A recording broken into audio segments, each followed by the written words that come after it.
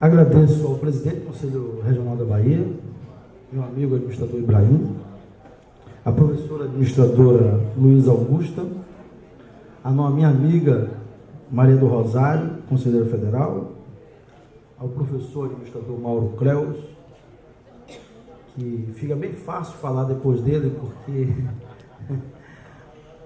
pela sua sapiência, né, eu venho aprendendo muito com este homem, que é um eterno também idealizador, né, andando por esse Brasil todo, discutindo a nossa ciência, a arte, técnica, sei lá como a gente possa defini-lo, né?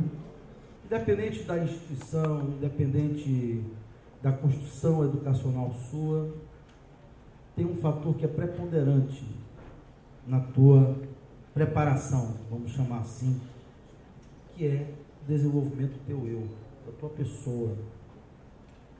E esse desenvolvimento do seu eu vai de encontro a uma questão que, na minha concepção, ela é o pilar fundamental do homem, que é a família. Assim como a nossa espiritualidade. Fatores muito pouco trabalhados, eu diria até mesmo na pandemia, mas que é de fundamental importância para o ser humano, que é acreditar em algo, sem discussão da religião, mas da tua espiritualidade. Nós somos verdadeiros, eu diria, cobaias de um mercado extremamente feroz e que nos leva a uma dependência excessiva em termos materiais. Se nós pensarmos que no início da década de 80 não se tinha celular e hoje não se vive sem ele, se você sai de casa e esquece o celular, você volta. Se você esquece um relógio, você nem se lembra dele, na verdade. Mas o celular passou a ser algo que faz parte da nossa, entre aspas, vestimenta. Então, com essa reflexão inicial e essa discussão da formação do administrador e o mercado de trabalho, na fala do administrador, o professor Mauro Creus, ele discute muito essa questão, não se utilizar mais o termo formação. Eu concordo, peço até desculpa por essa terminologia, né? Mas, independente de qualquer coisa, sei trabalhar a questão da construção da palavra, efetivamente. Eu vou explanar algo a respeito da nossa realidade do ensino no nosso país. E isso de forma, fazendo sempre um link com a discussão dessa preparação desse homem da administração. Então, primeiramente, reforçando a questão do eu e a questão da família. E um ponto que é fundamental, eu vi aqui tem muito estudante, e aí eu vou jogar uma pergunta para vocês. Como ser um administrador se está numa escola de administração, se você nem sequer, ao sair de casa, você arruma seu quarto? Alguém tem que fazer isso por você.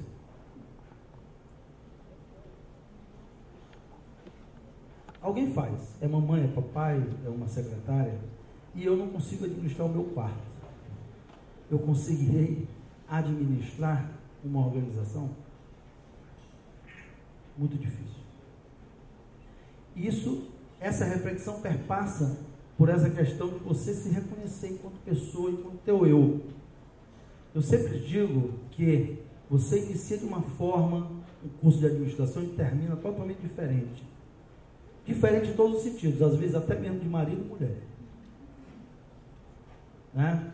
Para vocês terem uma ideia como isso é muito forte em cursos até de estrito senso, cursos de doutoramento nesse país, que são bem poucos, e que nós no Nordeste sofremos bastante por isso, e que hoje eu brigo dentro do Conselho Federal a respeito disso, dessa busca, né, dessa oferta, né, nos locais menos desenvolvidos, que somos nós do Nordeste. Eu sou maranhense, e posso dizer de cadeira, exatamente, que nós temos que sair do nosso estado e ir para os grandes centros para fazer um doutoramento ou um mestrado. Por quê? Eu fico me perguntando sempre isso. E uma questão que é importante salientar, que na nossa Câmara de Formação hoje, nós temos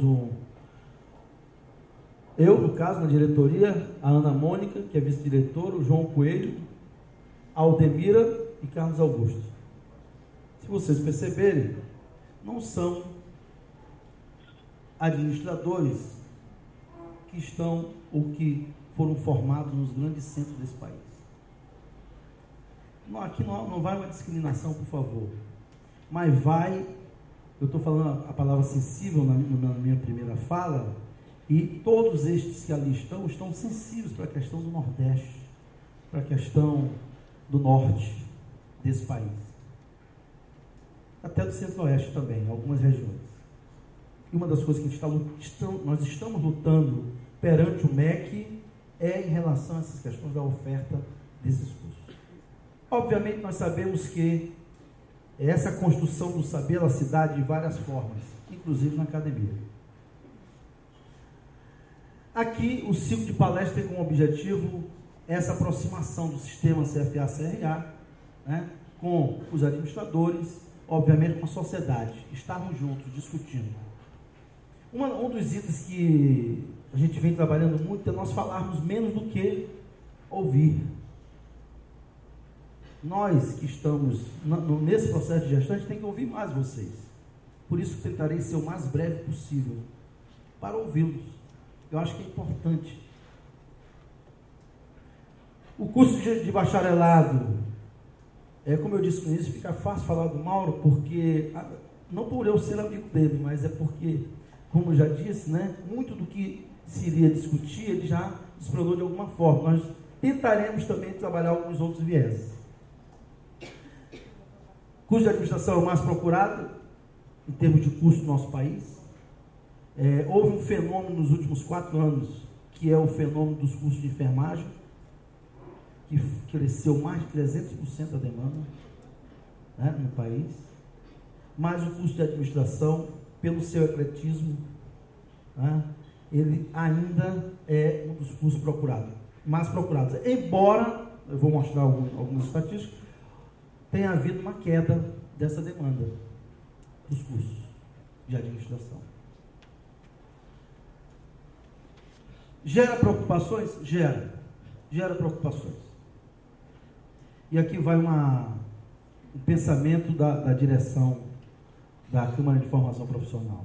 Doe a quem doer, nós estamos batendo forte diante do MEC com relação aos custos de administração do país. O crescimento é gigantesco, de forma desordenada, desequilibrada, atendendo muitas vezes apenas os anseios, né, de um poderio econômico que agora é internacional, não é nacional somente. Para vocês terem uma ideia, um dos maiores investimentos estrangeiros do nosso país hoje é na educação, através de joint ventures. E olha, pasmem, o objetivo, a filosofia é uma cartilha para todas as regiões. Cria um manual, onde ali tem alguns conteúdos e coloca para todos os estados aonde está situada aquela instituição de ensino superior. Nós não queremos saber que nós estamos formando, a questão daquela região, se aquela região tem aquela especificidade com relação ao conteúdo do ensino. Para que eu vou discutir, né, aprofundar uma discussão da administração? Logo, essa discussão perpassa por essas preocupações, rever alguns itens com relação à nossa construção de saber. A última pesquisa, nós estamos realizando a pesquisa Perfil do Administrador atualmente. Essa pesquisa, ela tem 3 dimensões. Lá no final eu vou discutir, mas como eu já iniciei, ela discute perfil do professor, perfil do administrador e perfil do empresário. E eu recebi uma notícia ainda há pouco, me retirei na fala do Mauro. Nós batemos o recorde da última pesquisa, que foi em 2006, nós tivemos 10 mil respostas dos questionários, nós chegamos já à casa dos 19 mil. É uma pesquisa que, inclusive, logicamente, pela dimensão hoje da comunicação, da forma como a informação chega nos vários limites, eu diria, dos poderes, nós tivemos ontem, né, a demanda do IBGE com relação à nossa pesquisa, em razão exatamente desse quantitativo expressivo no nosso país. E não terminou ainda, hein? Não terminou ainda.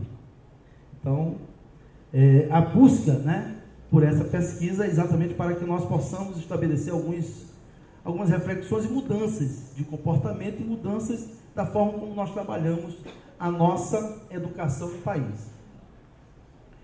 Nessa última pesquisa de 2006, o fator principal do administrador é articulador. O homem que articula.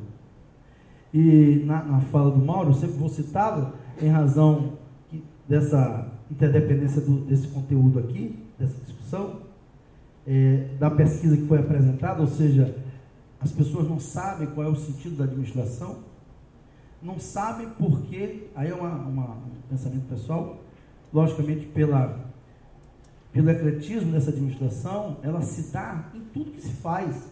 Ser administrador nesse país, basta falar um nome. Né? Basta falar um nome. Você vai dizer para alguém que ele não é um administrador, aquele que está administrando a casa, que administra o seu quarto, né? Parece uma coisa meio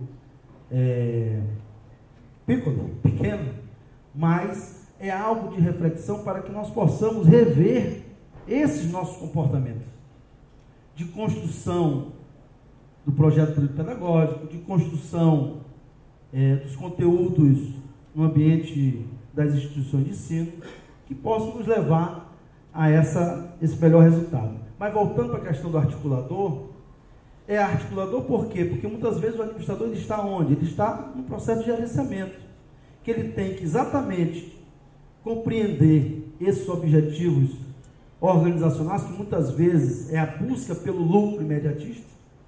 Como chegar para o proprietário de uma empresa, você como administrador, e discutir uma questão de projetos de responsabilidade social. Ele vai te responder facilmente.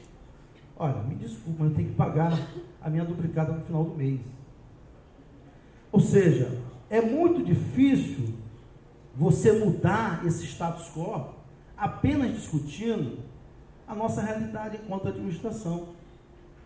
A questão, eu diria que é bem mais ampla. O abismo da educação brasileira, nós sentimos mais ainda no ensino universitário, mas esse abismo inicia lá no fundamental, no ensino médio. E chega esse aluno nas universidades praticamente sem saber escrever.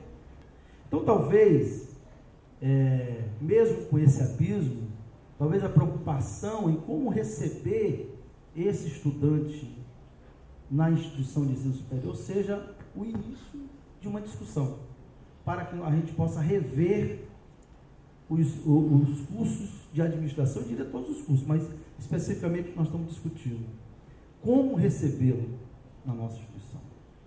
A discussão não me parece estar voltada para a questão do vestibular, mas está voltada exatamente para como levar este aluno que chega com esse abismo de conhecimento, né, na nossa instituição de ensino, como levá-lo a construir o saber em 4 anos. E eu posso adiantar para vocês que os modelos que nós trabalhamos hoje nos cursos de administração são extremamente tradicionais. A última pesquisa mostra isso. Né? Visão do professor. Eu volto nela aqui. Instrumento de avaliação, provas individuais e sem consulta. É o tipo de prova que se faz hoje nos cursos de administração. Seminários, apresentações, pesquisas e trabalho extra classe. A discussão com relação ao modelo de ensino, eu fotografei na Escola de Economia em Turino agora, há 5 dias, eu fotografei uma sala de aula. 300 alunos. E um professor, né, ministrando aula. 300 alunos. A gente se pergunta como que isso acontece. E aí eu fiquei louco, porque eu digo, peraí, nós docentes, nós estamos discutindo como que nós vamos ter 60 alunos em sala de aula. E eles estão com 300 alunos. É um anfiteatro. Só que aquele professor, ele somente ministra a aula. E o aluno, ele passa o dia inteiro praticamente na instituição com todo o apoio logístico, eu diria, para a assimilação desse conhecimento. Ele tem uma excelente biblioteca, ele tem alguns professores auxiliares que estão ali para tirar as dúvidas dele, né? E aquela aula que é ministrada, ela é aquela aula que o nosso pedagogo, nós da pedagogia, o pessoal da pedagogia, chama de ensino enciclopédico. O cara está lá e ele está passando o conteúdo. Agora também tem o seguinte: professor não repassa material de sala de aula. Não repassa. Ele ministra a aula dele e diz: olha, a referência é essa, os livros são esses. E muitas vezes ao final da aula, o aluno, na próxima, terá que trazer uma resenha dos livros. Dos livros, não é de um livro, é dos livros. O que é uma prática nos doutoramentos, mas não, né, no ensino universitário, essa prática. Porque quando você passa o trabalho para o aluno para ele escrever, ele já briga. Mas ele briga porque ele não sabe fazer. Aí eu pergunto: o que é que você sente quando você começa a estudar, a ler algo? Professor, eu sinto muito sono. Eu leio 4 páginas, eu durmo. É lógico que você vai dormir, porque a tua mente, o teu cérebro não está preparado para isso. É o mesmo que engessar uma perna e tirar o gesso e querer correr, fazendo uma analogia, é um eufemismo. Mesma coisa é quando você não tem essa prática, né, da leitura. Então não dá para nós mudarmos a realidade dos cursos se nós não mudamos a realidade cultural, que é bem mais abrangente. Agora, temos um curso de administração onde um professor não exige uma leitura, pelo menos, por favor, gente, pelo menos de um livro, é um absurdo. É fora do contexto. E aí vamos trabalhar as realidades dos cursos. Um médico, ele não consegue ter a sua formação, ter resultados em conteúdos e disciplinas, se ele não fizer leituras efetivas de livros. O curso de administração não tem esse modus operandi. Não tem. O professor, ele passa textos, mas não passa um livro para o estudante. A exigência de fazer uma resenha, fazer um resumo, fazer uma síntese.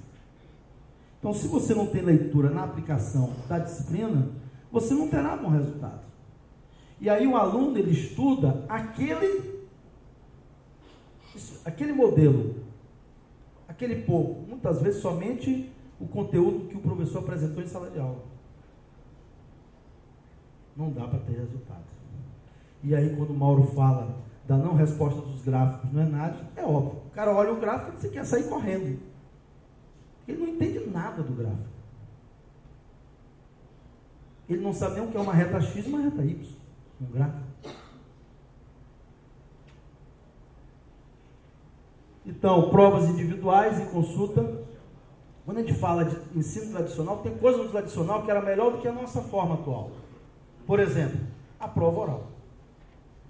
Vou confidenciar para vocês, eu estou há 2 anos na Universidade Estadual fazendo provas orais. Prova oral da época como se fazia antes. Eu pego, passo os livros, o aluno vai ler, coloco os pontos em cima da mesa, o aluno levanta, ele pega o ponto sorteado e ele tem 6 minutos. Eu estabeleci 6 minutos. Alguns pedem 10. 6 minutos. E aí ele mete bronca. Ó, tu tem 6 minutos para me provar, pelo menos, a tua compreensão. Eu não quero saber se está certo ou errado. Esse é um outro ponto. Porque o que é certo para você, muitas vezes, não é para mim. A gente tem que parar com esse pragmatismo na administração, que existe uma verdade absoluta. Não existe verdade absoluta. A verdade está no teu olhar, naquilo que tu acredita. Isso é um pouco filosófico, mas é profundo na tua discussão enquanto futuro administrador ou administrador. E o aluno vai e, olha, eu vou dizer uma coisa para vocês. A minha experiência com esses alunos, o que tem acontecido, tem sido algo assim, pessoas que não tinham capacidade de falar algo, que viviam um psicólogo, pasmo, já tive depoimento dessa forma. Professor, eu estou falando em público, eu não acredito no que eu estou vendo. Não acredito no que eu estou vendo. Isto não tem universidade que ensina, se não tiver a conscientização desse educador. Ser professor não é somente ministrar aula, é querer ser um educador, um transformador desse homem, um articulador desse conhecimento do senso comum para um conhecimento científico, que o aluno só terá se ele tiver crescimento pessoal, como pessoa. Eu perguntei se você arrumou o seu quarto. Como você quer ter boas relações interpessoais se você não tem com os seus pais? Você não se dá bem com sua mãe? Como que você vai conseguir administrar uma relação de conflito no ambiente corporativo? Difícil. Muito difícil. Voltando aqui, novos conteúdos, desenvolvimento do empreendedorismo. O francês gosta muito disso e ele discute muito esse empreendedorismo dentro do contexto de entrepreender, ou seja, aí vai no que eu estou dizendo para vocês, você tem que iniciar um empreendedorismo de você próprio, do teu eu, da tua mudança. Empreender dentro de um contexto corporativo de ser alguém diferente, não ser igual aos outros, mas isso não se vai conseguir com uma disciplina de empreendedorismo nos cursos de administração, é pouco. E aqui entra um item de preocupação, que é a gestão de micro e pequenas empresas. Eu falar de micro e pequena empresa é complicado, porque eu sou um verdadeiro apaixonado pela micro e pequena empresa, às vezes eu passo do meu limite. Só que a gestão da micro e pequena empresa é diferente da grande. É totalmente diferente da grande. E o aluno de administração, esse futuro profissional, ele estará numa micro e pequena empresa. E como eu disse no início, a literatura dele é toda da grande empresa. Como que eu vou discutir com esse aluno uma prestação de serviço, se ele não discute serviço na academia, ele discute somente o processo produtivo? São reflexões que nós estamos trazendo para que vocês tenham essa ideia. Aulas expositivas. O aluno passa. A maioria dos estudantes estudam no horário noturno. Esse é um fenômeno, na maioria, na América Latina, eu diria, é no horário noturno. E é um estudante que ele já trabalhou o dia inteiro e ele vai para a sala de aula. E aí o professor, ele já mudou do giz para o pincel. Só que ele vai para o quadro, quando muito ele leva um material, e a aula, o cara dorme. Não tem como não culpar o aluno. Não tem como culpar o aluno. Ele dorme, mas ele dorme de cansaço, porque ele não está ouvindo algo que motive ele. E aí a ausência dessa conscientização por parte do professor, da quebra de paradigma. Por que ministrar aula somente em sala de aula? Por quê? Por que tem que ser na sala de aula essa construção do saber? Por que não fora dela? O aluno chega e diz: professor, me desculpa, eu cheguei atrasado, eu estava na lanchonete, mas a fila estava imensa. Eu passei 40 minutos, 50 minutos na fila. Tem algo mais construtivo do que levar os alunos para uma reflexão, uma análise desse processo de atendimento daquela lanchonete da universidade dela? Não tem livro que ensina isso. Então, o que eu quero mostrar para vocês é que nós temos que mudar as práticas, a forma de pensar, o modelo mental. Aí vocês podem dizer: professor, mas os alunos, professor, por que modelo mental? Para você compreender o que é um modelo mental, é simples. É simples. Você pega um celular, junto com um colega, e começa a manipular esse celular. Não vai demorar muito, você que está ao lado de quem manipula o celular, vai começar a querer mexer também no celular. Não, não faz assim, faz desse jeito. Por quê? O teu modelo mental é diferente do dele, dessa construção. E o nosso modelo mental continua o mesmo. Logo, pode ser o professor Samuel, pode ser Mauro aqui à frente, dificilmente nós vamos mudar a nossa realidade, se não houver mudança desse paradigma. Cursos de bacharelado, administração, aqui, com relação a matrículas, vagas, inscritos e ingressos. Veja, o curso de administração, nós já temos matriculado 800 mil. Isso são dados, gente, do INEP. Foi tirado de lá e trabalhado os gráficos para discussão. O Conselho Federal de Administração irá apresentar um relatório dos resultados do ENAD.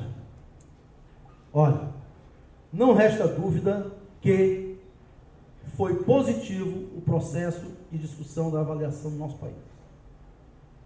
Mesmo com as limitações. Foi positivo e está sendo positivo. Eu tenho várias críticas com relação ao processo de avaliação do MEC. Mas ela é necessária, ela é oportuna e ela é, eu diria, imperativa. Imperativa. Aqui, bacharelado 114 mil, só dando dados para que vocês tenham essa ideia, 114 mil, isso em 2009, dos resultados do ENAD. Matriculados de administração, 798.884. Pessoal, isso aqui é mais do que isso hoje. Posso garantir para vocês que a gente chega próximo de 900 a 1 milhão. Por quê? Porque isso são dados de 2008. E nós já tivemos um crescimento maior com relação a isso. Cursos de bacharelados do Brasil em administração, 2.599, fala-se 2.700. Por quê? Porque em 2011 é provável que nós já tenhamos esse dado. E olha o crescimento de 2005 para 2009. Curso de bacharelado na Bahia. Aí. O que está de azul? O que está de azul é a evolução. E aqui é o crescimento, de ano a ano. Olha esse dado aqui da Bahia, que é um dado diferente do Brasil. O crescimento aqui na Bahia está bem maior. Logo, o que a gente pode dizer? Que os baianos estão procurando mais estudo. E, obviamente, estão procurando mais administração. Inscrições no Brasil. Eu falei no início que nós tivemos uma queda de 7%. Professor, por que essa queda, vamos dizer, de 7%? Em termos de bacharelado, por causa dos tecnólogos. Pessoal, tecnólogo é uma realidade e nós temos que aceitar isso. A história da educação brasileira é de bacharelado. Isso por uma questão já dos nossos portugueses, italianos, né, que influenciaram o nosso processo educacional. Só que o tecnólogo, ele é uma realidade, tanto é que o Conselho Federal de Administração foi um dos primeiros conselhos do país que registra atualmente tecnólogo. São graduações diferentes. E eu devo admitir aqui que, mesmo no nosso sistema, nós temos que evoluir ainda mais com relação a essa compreensão. Mas são focos diferentes. Tecnólogo, em todos os sentidos, desde o projeto pedagógico. Carga horária do projeto é a metade. Algumas disciplinas que se trabalham no bacharelado não se trabalham no tecnólogo. Questões do tecnólogo focado para a operacionalização, para processos produtivos. Quando a gente fala de processos produtivos, nós estamos falando num sentido amplo, não somente de produção, mas de serviços. está relacionado a uma qualificação de um profissional que já está no mercado e que precisa de uma graduação. Mas é uma realidade, nós não podemos ficar a par disso, fora desse contexto. O fenômeno baiano, diferente do Brasil, enquanto no Brasil cai, na Bahia cresce. Olha como os baianos passaram a ver, né? Isso também acontece em Alagoas, viu, Maria do Rosário? Também acontece em Alagoas esse crescimento. Matrículas no Brasil, menos 6%. Matrículas na Bahia, mais 0,3%.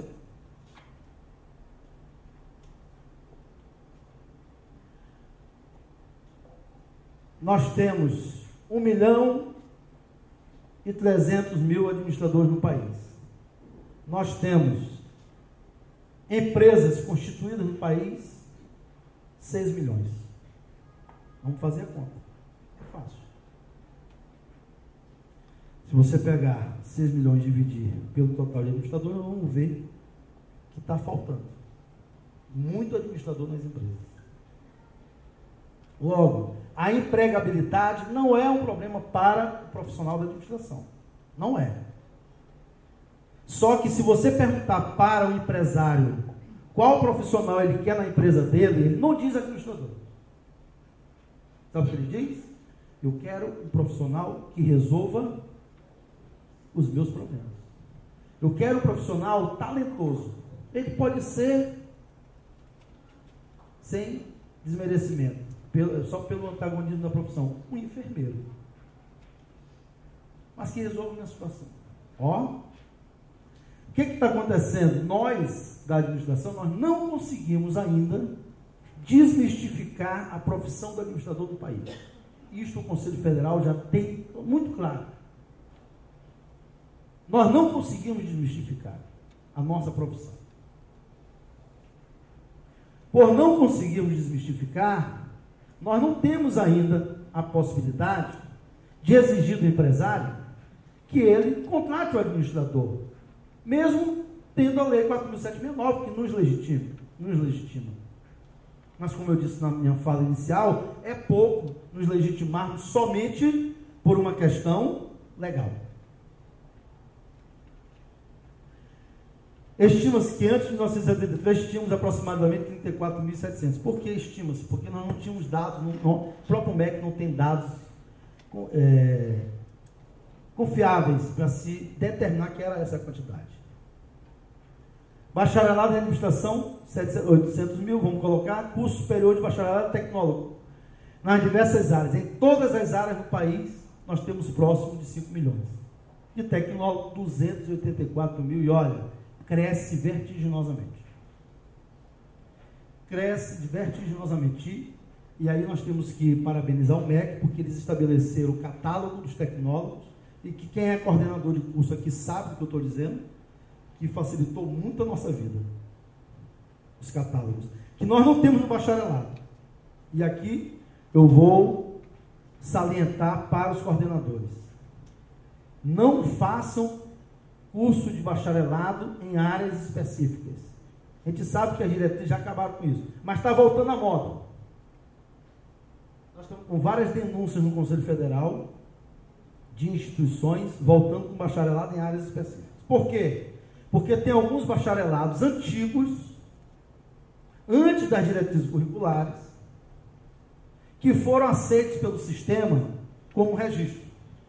Com registro. E aí, é novo que eu vou dizer. Nós já estamos estabelecendo ações no sentido de pontuar, delinear para essas instituições que elas mudem a sua nomenclatura. Ah, mas o sistema não tem competência para isso. Não tem. Por quê? Porque as universidades são autônomas no país. Mas nós estamos sinalizando. A universidade pode formar, pode criar o curso que ela achar conveniente. Ponto. Mas o sistema CFA, CRAs, também podem registrar aquele profissional que ela achar conveniente. E isso está sendo pontuado para o MEC e para as instituições nacionais. Nós tivemos uma instituição bastante conceituada, não vou citar o nome por uma questão ética, bastante conceituada no país, que tinha um curso, e ela queria manter esse curso. Nós fomos visitá-la, e dito pelo reitor a mim, professor, parabéns, né? Parabéns pelo senhor ter vindo aqui, ter desmistificado para mim essa questão, essa realidade. E eles estão mudando o curso, entrando dentro daquilo que está estabelecido pelo sistema e pelas diretrizes curriculares. Indicadores de qualidade da educação, aqui eu não vou entrar nessa questão do ENADES, CPC e IGC, somente para que a gente saiba como é construído esse processo de avaliação. O ENAD, que é discutindo a questão da avaliação dos alunos, que é formado pelo CPC 40% de nota, 30% de DD e 30% de avaliação dos professores e infraestrutura. Aqui é uma crítica nossa, que vai exatamente no IQD, que é Índice de Qualificação Docente do Professor, que no Nordeste ninguém vai ter 5. Nenhuma instituição do Nordeste vai chegar a 5. Por quê? Porque não tem médicos e doutores. A Angrade já sinalizou para o MEC dessa exigência, eles estão revendo essa situação, né? Mas que limita muito a realidade daqueles locais que não têm essa oferta de estrito senso. O Índice Geral de Curso, que é o cadastro de ciência e avaliação oficial do INEP, que é o resultado do que foi feito em termos dessa avaliação. E aí nós vamos agora para esse conceito preliminar. Olha o da Bahia, aqui nós estamos falando de instituições. Nós tivemos 36 com nota 2 e 34 com nota 3. E apenas 4 com nota 4. Por que aqui tem Bahia e Alagoas? Porque Bahia está sempre pertinho de Alagoas, porque no EAD, como nós estamos trabalhando no ensino à distância, no EAD, você pode ter alunos da Bahia em uma instituição de Alagoas, ou vice-versa. Então, o que o MEC fez? Juntou. Né? Então, sempre sai Bahia e Alagoas, no caso. E olha o resultado do Brasil em relação ao nível 3 de nota, 938. Esse aqui aumentou, pessoal. Está maior o 2. O que é uma preocupação. O que é uma preocupação? Esse resultado. Esse conceito, aquelas instituições que ainda não formaram nenhum profissional, então eu não entro nesse resultado. Aqui, do IGC, não muda muito o resultado da Bahia, também com relação ao Brasil, mas a discussão aí é a seguinte: por que 2 e por que 3? Como eu disse no início, é difícil você estabelecer uma resposta verdade, certo ou errado. Mas algo tem que ser feito, tem que começar, obviamente, por nós. Tem que começar pelos coordenadores de curso. O coordenador de curso tem que ser alguém que seja da área da administração, que conheça a administração, que tenha profundidade na administração, que seja um líder naquele centro, naquela instituição, que seja um líder diante dos professores, diante dos alunos, diante da comunidade acadêmica. Não pode ser aleatoriamente, não pode ser aleatório a escolha desse gestor. E, agora, uma coisa já foi constatada também, já nessa pesquisa nova agora, não foi divulgado, mas eu vou salientar para vocês. Hoje o coordenador de curso, ele é um operacional com relação à questão administrativa. Ele faz a folha de pagamento do professor, ele faz a análise das faltas de professor. É muito trabalho operacional e pouco trabalho de pensar o curso, estrategicamente o curso. Então, se você for ver o tempo que o coordenador passa operacionalizando o curso, é quase 80% da ação dele. Logo, como ele vai conseguir a quebra desse paradigma? Dificilmente. Muito difícil. e uma coisa que foi estabelecida agora, mas que as mantenedoras fizeram um lobby tremendo em relação ao MEC, e que o MEC deu uma recuada, né? Que é a formação, né, daquele grupo de pessoas, de professores, conhecedores do curso, né, que é o NDE, Núcleo Docente Estruturante, que é quem está dando apoio para os coordenadores. Mas a pressão foi tão grande das mantenedoras que o MEC deu uma recuada. O MEC está no processo atualmente de mudança dos seus quadros, né? Isso tem dificultado, inclusive, a nossa relação com eles nesse ano de 2011. Porque nós mudamos a nossa postura. Nós não estamos à mercê do MEC. Nós estamos nos posicionando com relação aos cursos de administração. E se não houver mudança, nós iremos aos meios de comunicação e diremos para a sociedade que nós estamos formando. Isso eu posso garantir para vocês que é um sentimento da diretoria e da presidência hoje do Conselho Federal. O administrador aparece pouco, fala pouco, se mostra pouco. Tudo que acontece no país a gente fala muito pouco. O que o advogado faz isso com maestria, às vezes de forma errada, mas faz. Nota média no Brasil, 12,93. É muito baixo em termos de resultado. E aqui, em cima dos conceitos de cada. E a administração, 12,8.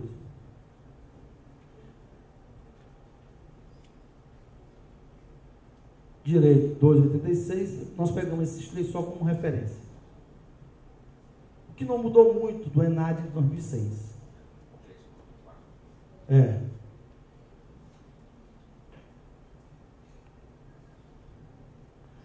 Aqui, bacharelados em administração, tecnólogos em administração e áreas diversas. Aqui é Bahia, tá, gente? Olha aqui, Bahia. Em administração, 12,87. No EAD. Aqui é EAD. E aqui é o ensino bacharelado presencial. Desculpa, aqui é o que está com essa cor aqui, Bahia. Com esta, Bahia, só que é EAD, aqui no presencial. Vejam que as notas seguem a média nacional.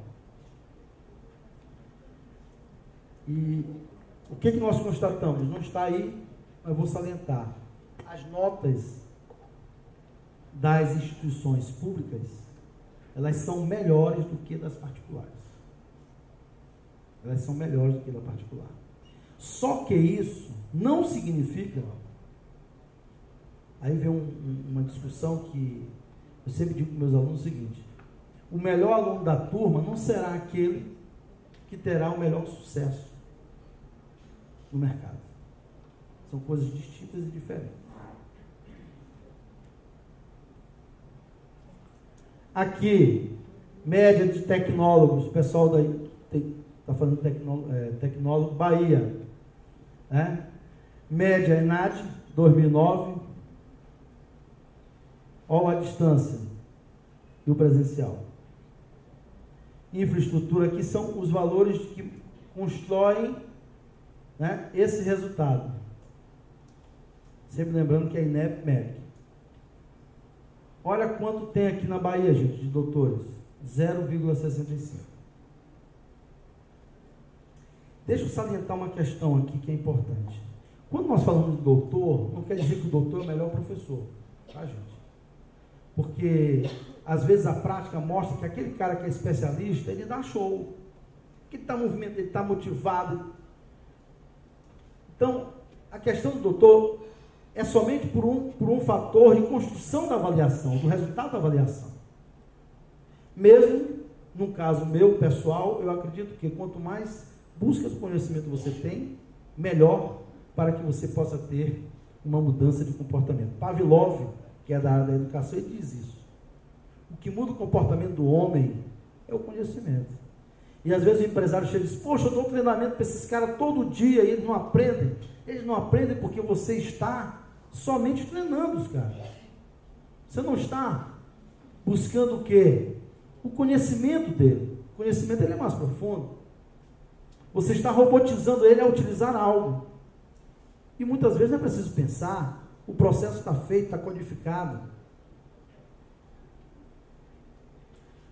Número de cursos de EAD, aqui só para que a gente tenha uma ideia desse crescimento, em 2007, e olha quanto nós temos em 2009. E aqui sem discriminação também, EAD, o ensino à distância, ela é um curso necessário, é um fenômeno mundial, não tem retorno, mas deve-se analisar como esses cursos estão sendo ofertados.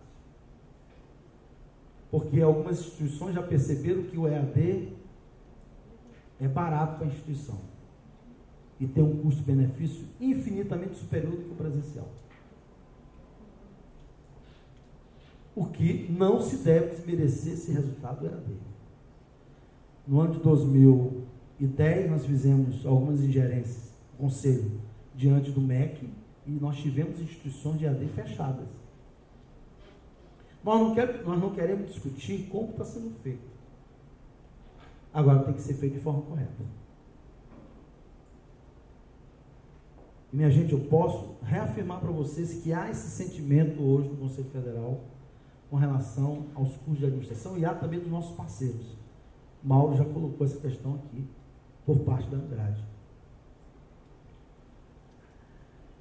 A discussão permanente, sugestões são apresentadas para o MEC, está ainda há pouco salientando. Há uma comissão especial mista de ensino de administração, com algumas pessoas que, historicamente, já construíram para o curso, inclusive o professor Mauro faz parte dessa comissão, aonde é uma comissão que, de certa forma, para reflexão diante do que está acontecendo e sinalizar para a Câmara de Formação Profissional e sinalizar, obviamente, quando for o caso, para o MEC.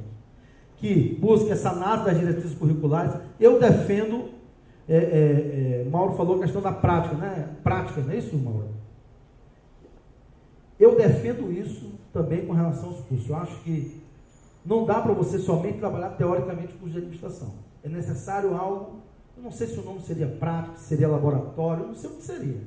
Mas tem que haver uma exigência diante das instituições de ensino superior para a construção de um local, algo que o aluno ele possa ter a possibilidade de aplicabilidade.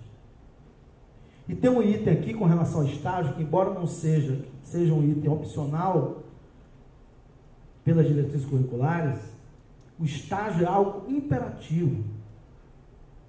O aluno tem que ter essa prática, mas isso não deve ser no final do curso, deve ser durante o processo de construção do saber do curso. Não me perguntem como, mas eu entendo que seja necessário se desenvolver isso. E aí, o Peter Drucker, como já foi citado, ele faz uma crítica duríssima a Harvard. Antes da morte dele, ele fez uma crítica dizendo o seguinte: Harvard trabalha o estudo de caso como se ele fosse verdadeiro. Então, se criou nos cursos de administração uma prática de que o estudo de caso é a prática. Ou seja, leva-se estudo de caso, não estou dizendo que não há necessidade de se utilizar, sim. Mas é somente isso, aí é pouco. O estudo de caso de uma instituição, de uma organização, não necessariamente acontecerá da mesma forma em outra. A busca dessa reflexão é positiva. Mas é necessário que o aluno ele tenha esse sentimento de como isso acontece. Da mesma forma que Peter Drucker, que Mitzenberg critica os conteúdos de disciplinas de liderança. Como que tu vais ensinar liderança para alguém se ele nunca, na prática, ele nunca passou por um processo que requeria a ele, dentro do ambiente corporativo, o desenvolvimento da liderança? Aí busca-se teorias que são necessárias, mas elas não podem ser vistas como verdade. É necessário que o aluno ele tenha a possibilidade de vivenciar as questões da liderança de conflito. Aqui, ENAD 2009, também ainda continua os dados, né? Os dados, aqui, bacharelado em administração, tecnólogo em administração e áreas diversas. Olha, como esses valores aqui, ó, das áreas diversas, olha como o domínio do 3, né? Em todas elas, aqui, ó, o nível 3 é o que domina em todo o país. Aqui, ó, já são em números, tá, gente? Aqui são números. O que tem aqui, que nós estamos dizendo que 1.550 cursos tiveram nota 3 em áreas diversas. Em tecnólogo, 286, também domina o número 3. A nota, né? Em termos de avaliação.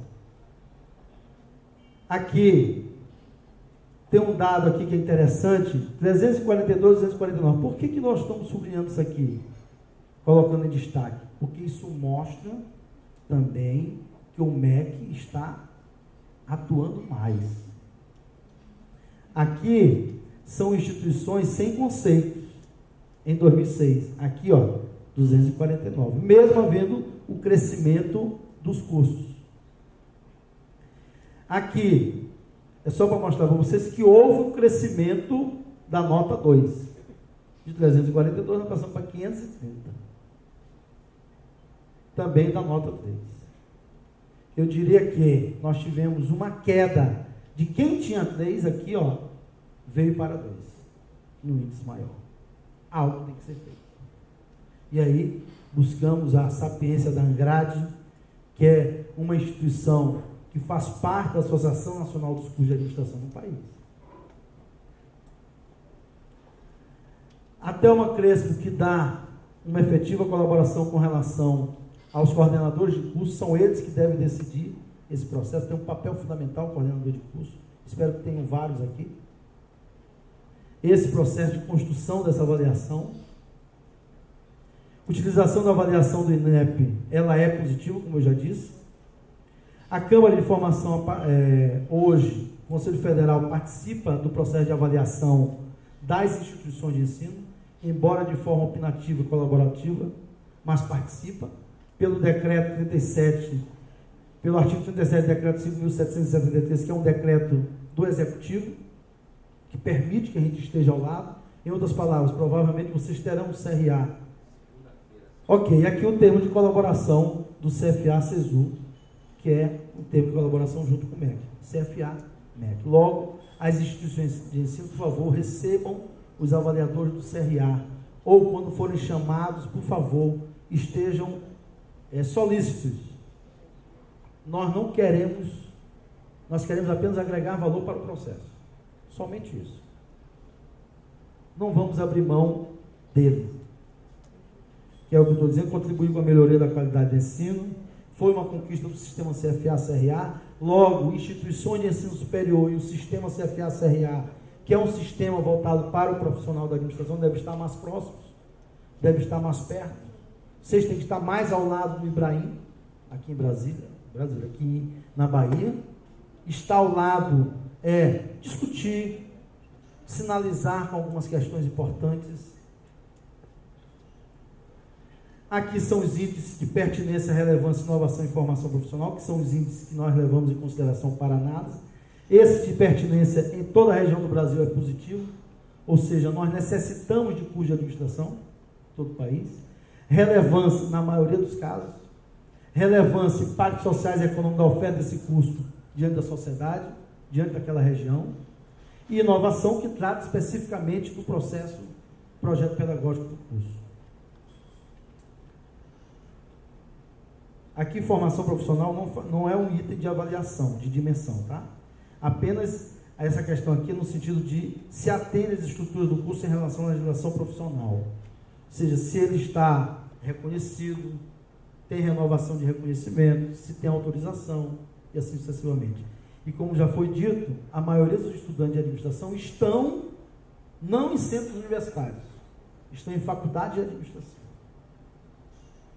Aonde não são faculdades ainda com uma expertise, vamos dizer assim, com uma estruturação em termos pedagógicos, né, que a gente possa dizer que é de relevância para o ensino da administração, que é uma preocupação.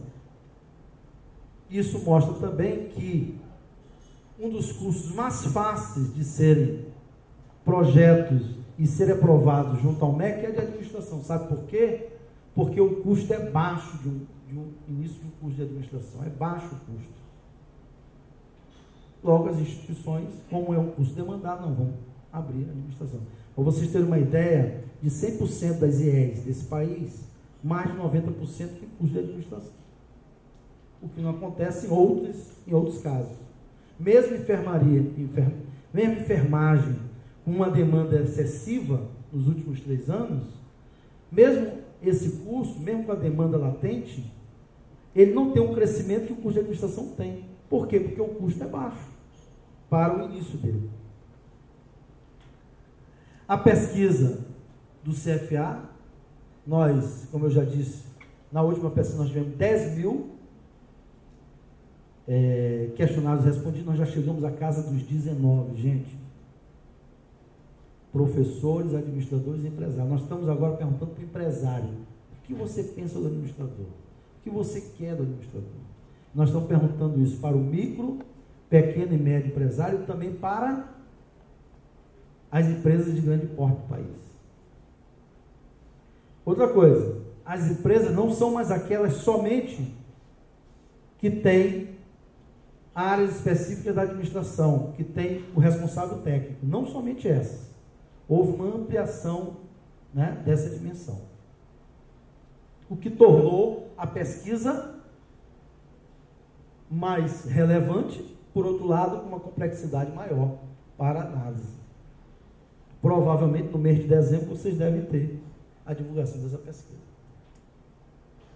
De 100% dos estudos de administração, dos estudos sobre competência, de estudos sobre habilidades, estudos sobre liderança, de 100% dos estudos no país, seja de graduação, seja lato sensu ou estrito sensu, o índice de citação da pesquisa chega a 97%.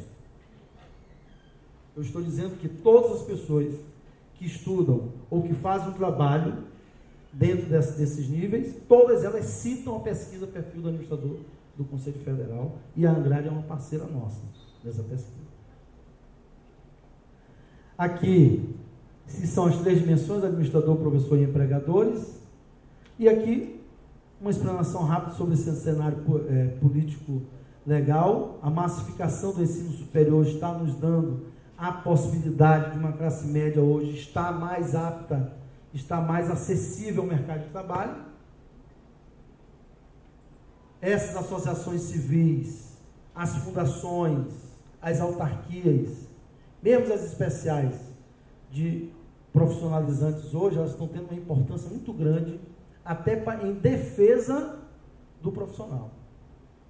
Aí, às vezes, um aluno, um profissional da administração pergunta: mas o que eu ganho inscrito no conselho? Primeiramente, você valoriza a sua profissão. Esse é um ponto básico. Segundo, de alguma forma, você está protegido na tua profissão.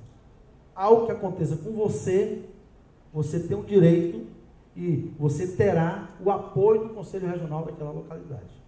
Nós tivemos um caso sui generis no Estado brasileiro, não vou citar por uma questão, de um administrador que ele foi maltratado na polícia. Ele foi maltratado, não como um profissional, né? Ele foi maltratado. E esse profissional demandou o Conselho Regional daquela localidade, e isso está com trâmites, e a Polícia Militar já veio a público pedir desculpas. É o exemplo que a gente está dando, só para que vocês tenham uma ideia dessa importância. Eu dei o exemplo da OAB, os médicos fazem isso também com maestria. A proteção do profissional da área. E esse é um dever ímpar de todo o sistema do Conselho Federal de Administração e dos conselhos regionais. É proteger a profissão do administrador. Cenário tecnológico, novas tecnologias, novos processos de produção. Aqui vai um item aqui vai um item interessante. Pesquisa recente feita em Michigan mostra o seguinte, que o mercado está querendo profissionais que saibam fazer trabalho, análises quantitativas. O que é análise quantitativa? Alguém que saiba fazer uma análise de custos, alguém que sabe fazer uma análise de pesquisa de mercado. Em outras palavras, nós que geralmente não gostamos da matemática financeira, da estatística, das finanças, por favor, coloque a barba de molho. Porque você tem que saber fazer análises quantitativas. Em outras palavras, calma. Aí aquele abismo lá do ensino fundamental e do ensino médio, ele fica mais latente na universidade. Se você pegar as notas com relação à questão das disciplinas de resultado no final do semestre, você vai ver que o resultado das disciplinas quantitativas, elas são pífias em relação aos alunos. Os alunos têm resultados pífios. E a maioria das reprovações se dá exatamente nelas. Se você pegar monografias feitas no final da graduação, você vai ver que elas se concentram em gestão de pessoas ou recursos humanos, como vocês queiram chamar. Essa nomenclatura para mim não importa tanto. Gestão, o que vale mais é a atuação, como você faz. Não adianta você fazer gestão de gente na empresa, gestão com gente, e você paga um salário miserável para o trabalhador. Então não adianta. Né? Então, o que eu quero mostrar para vocês é que essa monografia, ela tem uma concentração em determinadas áreas. E geralmente é em quê? É em gestão com pessoas, ou marketing, ou algo correlato. E se você... Aí você vai para a busca das monografias em produção, em financeiro, ela tem um índice baixíssimo. Não vou citar o índice porque eu não tenho aqui em mente, mas é baixíssimo. Há uma desconcentração espacial com relação à localização da indústria no nosso país. Os investimentos, por exemplo, no Maranhão, na minha região, nos próximos 10 anos, vai chegar à casa dos 4 bilhões de reais. Siderurgia e tudo mais. Ou seja, as indústrias, elas estão saindo dos grandes centros. Por vários motivos diversos. Até mesmo com relação a incentivos fiscais. Emprego industrial no Brasil, predominantemente dos serviços de informação e comunicação, está crescendo muito essa área. Prestadores de serviços, transporte, na área de transporte, não tem aí mais. Entretenimento é a bola da vez. Por que é a bola da vez? Porque os estudos mostram que nós teremos mais tempo para nós mesmos. Nós teremos mais tempo para uma melhor qualidade de vida. As pessoas estão mais conscientes com relação a isso. Não adianta o cara trabalhar 18, 14, 15, 16, 18 horas por dia, e aí chega uma determinada idade, ele vai gastar tudo que ele ganhou, com médico e remédio. Né? Então as pessoas estão começando a se conscientizar disso. A análise comparativa revela que queda de concentração dos empregos em São Paulo e Rio de Janeiro, de 29 para 14,7, ou seja, as pessoas estão saindo dali. Eu falei ainda há pouco a questão da qualidade de vida. Várias pessoas estão buscando novos centros mais calmos, centros mais que ele possa ter, logicamente, ofertar à sua família uma melhor qualidade de vida. Expansão, Salvador é uma delas. Descentralização industrial recente, mesmo que limitada, altera a territorialidade do setor e cedia novos empregos industriais no Nordeste brasileiro. 2014, a participação dos países emergentes, PIB mundial de 51, países emergentes, 49 países ricos. 2025, a economia do Brasil, China, Índia, Rússia, Indonésia e Coreia do Sul, vai responder por mais da metade do crescimento global. Pessoal, na principal avenida de Milão, constatei isso, atualmente. Os chineses estão dominando, por incrível que pareça. Dentro da Itália, pizzaria chinesa. Eu fiquei impressionado. Por quê? Aí vocês vão dizer, poxa, esse maranhense caiu nessa. uma pizzaria na principal avenida de Milão. E era chinesa. Os proprietários eram chineses. Sabe quem estava atendendo como garçom? O italiano. Pasma. Aí você passa pelo túnel da morte da princesa Diana. Vamos pensar. Ela era o quê? A princesa Diana. Qual a nacionalidade dela? Inglesa. O namorado? Hein? Árabe. O carro? Da onde é? Alemanha. O segurança? África. Até a morte da princesa, você vê essa multiplicidade. Para vocês terem uma ideia como essa é a realidade mundial hoje. Pessoal, eu vou abrir um parênteses aqui, eu vou confessar para vocês. A gente reclama do nosso atendimento aqui. Olha, é senso comum que eu vou dizer, tá? Não há nenhum estudo, nenhuma pesquisa sobre isso. Mas eu vou dizer uma coisa para vocês. Nós temos um atendimento que na Europa não chega nem próximo do nosso. Em tudo. Até na pessoa, na espiritualidade da pessoa, a forma da pessoa. Não estou falando dos povos aonde eu estive. Mas é um negócio impressionante. E isso dá a certeza que o Brasil e o administrador é a bola da vez. Aqui, em milhões em termos de empregados, de exportação agropecuária, extrativismo e alguns itens, mas olha como nosso país ainda é muito forte nessa questão agropecuária.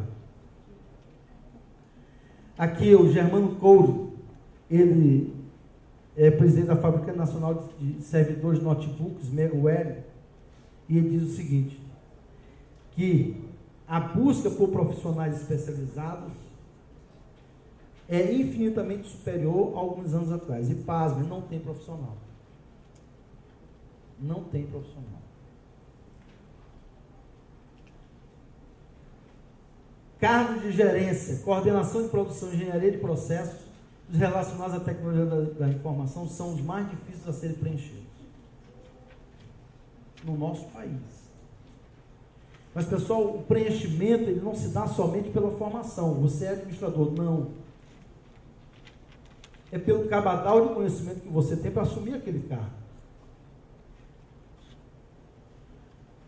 Como participante de processo de seleção de pessoas, eu posso adiantar para vocês o seguinte: o que eu vejo, por último, é a parte técnica daquele profissional, na maioria das vezes, dependendo do cargo. O que a gente procura ver é exatamente essa sensibilidade dele, de querer servir, de sorrir. Às vezes o sorrir, né? Eu me lembro bem que eu tive uma aluna uma vez que ela não sorria, ela era séria o tempo inteiro. Mas era um negócio assim que me incomodava. Aí nós fomos conversar, né? Era uma questão dela, e aí nós começamos a trabalhar com essa aluna a possibilidade dessa mudança, dessa possibilidade dela se permitir. Estudos mostram que sorrir faz bem à saúde. Estimativa de 21 bilhões de investimentos estrangeiros no Brasil. Investimento estrangeiro direto, 50 bilhões em 2011, superou a expectativa que era de 46, já agora, até outubro. Intensa migração dos modelos funcionais para modelos de gestão por processo. O que é essa migração de gestão por processos? É a capacidade que você tem de dominar processos interdependentes. O que é isso?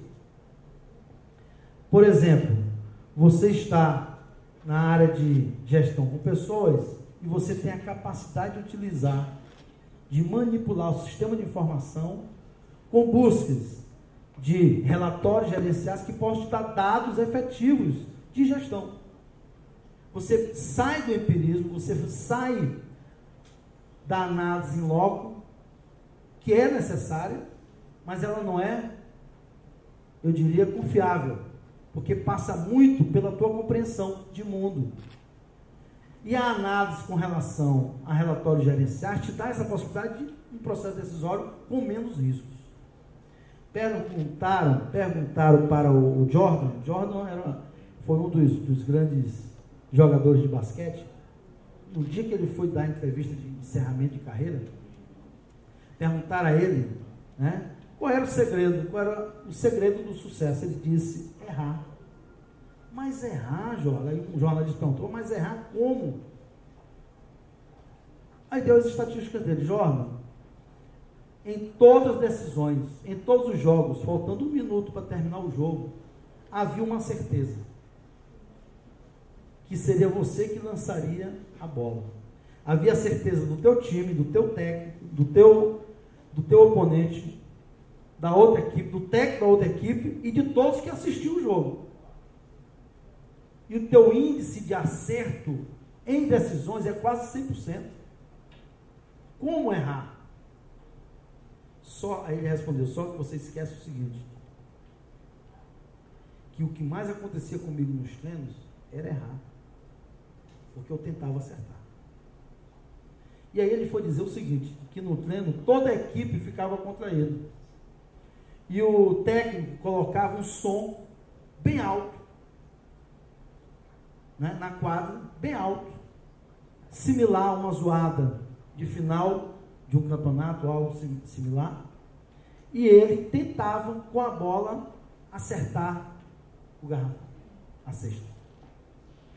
E ele dizia: olha, se for pegar meu índice de acerto é bem menor do que nos jogos. Logo, errar faz parte do nosso processo decisório. Toda decisão ela é limitada. Por quê? Porque você tem um número restrito de possibilidades. Você decide diante das possibilidades que você tem naquele momento e que são alternativas. Logicamente, você vai decidir diante da melhor alternativa que você dispõe, que não necessariamente é a melhor alternativa. Me fiz entender? Me fiz entender? Você tem 10 alternativas. Dessas 10, você escolhe a 8ª. Só que a melhor alternativa não é de 1 a 10, é a 100ª. E você não dispõe.